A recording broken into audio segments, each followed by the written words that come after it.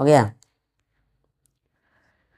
चलो आज हम लोग पढ़ेंगे बायोलॉजी के बारे में, ठीक है। पहला चैप्टर पढ़ेंगे बायोलॉजी का, इसलिए ध्यान से समझना है, सुनना है कि बायोलॉजी क्या है और बायोलॉजी में हम लोग क्या पढ़ते हैं। क्योंकि बायोलॉजी में अगर एग्ज़ाम की बात करा जाए तो बायोलॉजी में बहुत सारा क्वेश्चन पूछा जाता है बायोलॉजी से, ठीक ना, वेटेज बहुत ज़्यादा होता है। तो चलो देखते हैं क्या है बायोलॉजी में और बायोलॉजी क्या है, समझते हैं। देखो सबसे पहले हम लोग जानेंगे कि जीव विज्ञान क्या है, जीव विज्ञान किसे कहते हैं, जीव विज्ञान में होता क्या है, ठीक है। तो जैसा कि देखो जीव विज्ञान का यहाँ पे डेफिनेशन छोटा सा लिखा हुआ है कि विज्ञान की वह शाखा होता है जिसके अंतर्गत हम लोग क्या करते हैं, समस्त जीवधारियों का, ठीक ना, अध्ययन करा जाता है, विशेष अध्ययन करते हैं, ठीक है। और विशेष अध्ययन में किसके बारे में अध्ययन करते हैं, ठीक है, तो जीवधारियों की उत्पत्ति, यानी कि जीवधारियों की उत्पत्ति कैसे हुई, ठीक है, उसके बारे में हम लोग अध्ययन करते हैं। और उसके बाद हम लोग करते हैं अध्ययन उनके विकास का, कि जीवधारी का उत्पत्ति हुआ तो उसका विकास कैसे होगा, विकास कैसे हुआ, ठीक है ना। फिर उसके बाद हम लोग जानेंगे कि जो जीवधारी है, जो सजीव है, वो क्रियाकलाप किस तरह से करता है, उसका क्रियाकलाप क्या है, ठीक है। उसके बाद हम लोग जानेंगे उसकी रचना, उसकी बनावट, उसकी संरचना, ठीक है।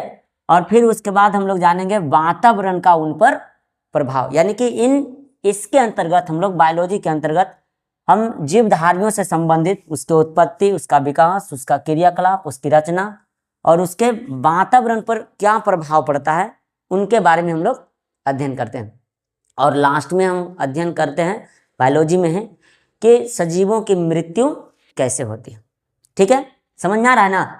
चलो उसके बाद है सेकंड पॉइंट कि जीव विज्ञान का जनक क्या हो, किसे कहते हैं, जीव विज्ञान का जनक किसे कहते हैं। तो एरिस्टोटल यानी कि अरस्तु को जीव विज्ञान का क्या कहा जाता है, जनक कहा जाता है, father of biology. Father of biology कौन है, तो अरस्तु को बोला जाता है, ठीक है। देखो बायोलॉजी शब्द का जो प्रयोग हुआ था सबसे पहले 1801 ईस्वी में हुआ था, किसने किया था, लैमार्क ने किया था, कहाँ के रहने वाले थे, फ्रांस का, तथा ट्रेविरेनस, ये दोनों मिलकर के किए थे। ट्रेविरेनस कहाँ के रहने वाले थे, जर्मनी का। देखो बायोलॉजी दो शब्द से मिलकर बना है, बायोस और लोगोस। बायोस का अर्थ होता है जीवन, क्या होता है, जीवन, और लोगोस का अर्थ होता है अध्ययन, जानना, जानना होता है, अध्ययन करना, जानना, ठीक है। और यही दो शब्द से मिलकर बना है क्या, बायोलॉजी, यानी जीवन के बारे में हम लोग क्या करते हैं, अध्ययन करते हैं, ठीक ना। लेकिन यहाँ पे सजीवों के बारे में विस्तृत अध्ययन करा जाता है। फिर है जीव विज्ञान की दो शाखाएं होती है, कितनी शाखा होती है, दो शाखा होती है। कौन कौन से शाखाएं हैं, तो वनस्पति विज्ञान, बॉटनी बोलते हैं इंग्लिश में, और प्राणी विज्ञान, जूलॉजी, ठीक ना। वनस्पति विज्ञान का जनक कौन है, तो वनस्पति विज्ञान के जनक हो किसको बोला जाता है, थियोफ्रेस्टस को, किसको बोला जाता है, थियोफ्रेस्टस को। और प्राणी विज्ञान के जनक किसको बोला जाता है, अरस्तु को बोला जाता है, एरिस्टोटल को। देखो हिस्टोरिया प्लांटेरम किसका रचना है, किसका बुक है, थियोफ्रेस्टस का, ठीक ना, जिसमें 500 किस्म के पौधों के बारे में बताया गया। कितना, 500 किस्म के पौधों के बारे में बताया गया। फिर है दूसरा बुक हिस्टोरिया एनिमेलियम, ये किसका है, यह है अरस्तु का, इसमें 500 जंतुओं का वर्णन किया गया, ठीक ना। और इसीलिए अरस्तु को क्या बोला गया है, तो जीव विज्ञान का जनक बोला गया है, अरस्तु को क्या बोला गया है, जीव विज्ञान का जनक, ठीक है ना। चलो देखो देखेंगे जीवधारियों का वर्गीकरण। अभी तक हमने देखा कि जीव विज्ञान क्या है, नहीं, जीव विज्ञान का पिता कौन है, जीव विज्ञान के कितनी शाखाएं हैं, ठीक ना।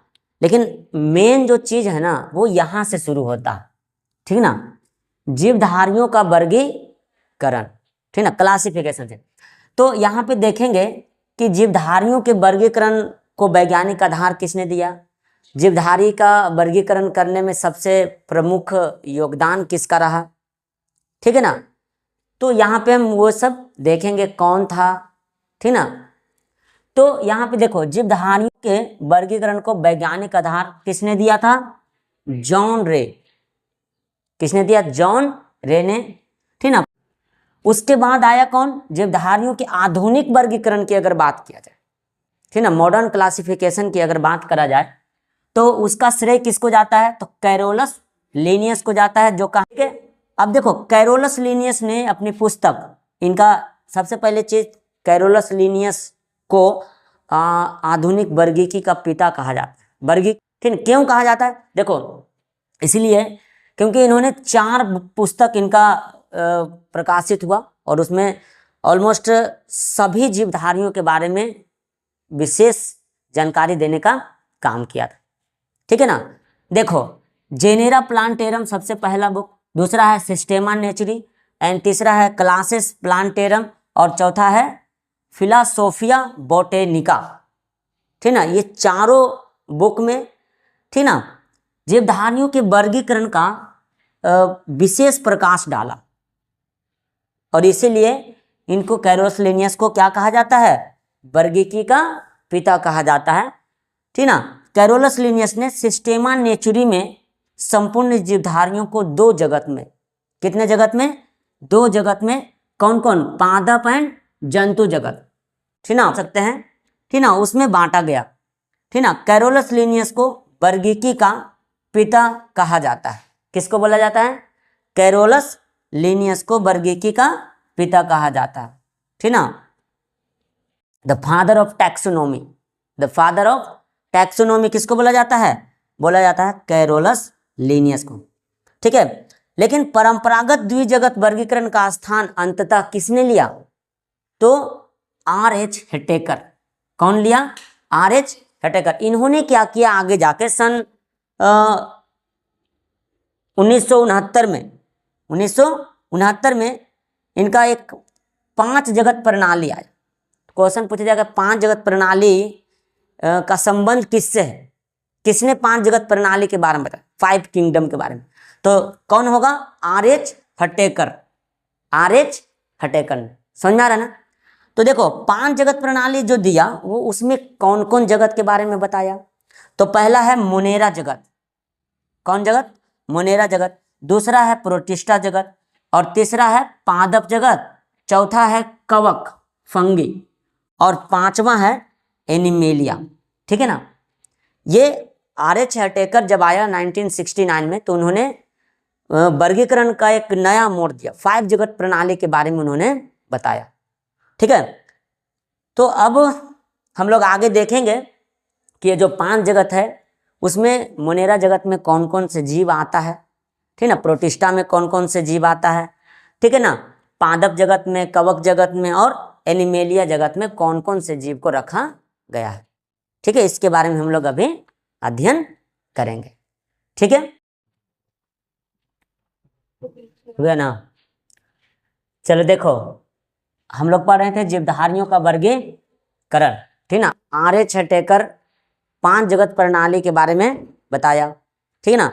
तो जिसमें पहला है क्या? मोनेरा जगत, ठीक ना, मोनेरा किंगडम। देखो इस जगत में, मोनेरा किंगडम में क्या रखा गया? सभी प्रोकैरियोटिक जीव, सभी प्रोकैरियोटिक जीव। प्रोकैरियोटिक किसको कहते हैं पता है ना? जिसमें केंद्रक, झिल्ली या केंद्रक पाया नहीं जाता, उसको हम लोग बोलते हैं प्रोकैरियोटिक कोशिका। तो प्रोकैरियोटिक जीव अर्थात जीवाणु, साइनोबैक्टीरिया। साइनोबैक्टीरिया क्या होता है? देखो साइनोबैक्टीरिया हम लोग देखते हैं कि धान के खेत में या कोई भी खेत में जो हरा हरा होता है ना, नील हरित शैवाल भी उसको बोलते हैं। क्या बोलते हैं? नील हरित शैवाल। ये प्रकाश संश्लेषण के द्वारा अपना भोजन उत्पादित करता है, बनाता है, ठीक है ना, और नाइट्रोजनीकरण करता है और मतलब खेत की उर्वरक क्षमता को क्या कर देता है?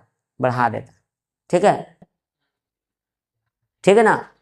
चलो उसके बाद आर्की बैक्टीरिया। आर्की बैक्टीरिया एक कोशिकीय जीव होता है जो प्राचीन बैक्टीरिया माना जाता है, उसको प्राचीन जीवाणु है, सूक्ष्म जिसको माइक्रो, ठीक है ना, उसको सम्मिलित किया गया है, छोटे जीव को। तंतुमय जीवाणु को भी इस जगत में रखा गया, एकदम छोटा से छोटा जीवाणु को इसमें रखा गया, मोनेरा किंगडम। ठीक है ना, दिख रहा है ना साहब। चलो उसके बाद है प्रोटिस्टा। तो प्रोटिस्टा जगत में किसको रखा गया?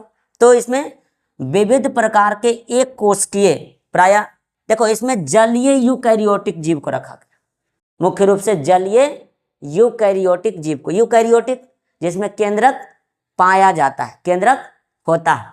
ठीक है ना, इसमें देखो, इसमें मुख्य रूप से युग्लिना, युग्लिना क्या होता है? पादप एवं जंतु के बीच स्थित होता है ये। ठीक ना, ये क्या करता है? ठीक ना, ये दो प्रकार के जीव पद्धति को, जीवन पद्धति को दर्शाता है। ठीक ना, मतलब प्रकाश संश्लेषण की क्रिया करता है। अगर प्रकाश की उपस्थिति है तो प्रकाश संश्लेषण की क्रिया के द्वारा वो अपना भोजन बनाता है। ठीक ना, स्वपोषण यानी स्वपोषी भी होता है और परपोषण होता है यानी परपोषी भी होता है। अगर प्रकाश नहीं है, सूर्य का प्रकाश, तो क्या होता है? परपोषण की अभिक्रिया करता है। ठीक है ना, तो पहला क्या देखें हम लोग? मोनेरा जगत। दूसरा क्या देखें? प्रोटिस्टा जगत। उसके बाद तीसरा हम लोग देखेंगे पादप जगत। क्या देखेंगे? पादप जगत, प्लांटिक किंगडम उसको बोलते हैं। ठीक ना, आगे फिर हम लोग पढ़ेंगे। ठीक है, चलो।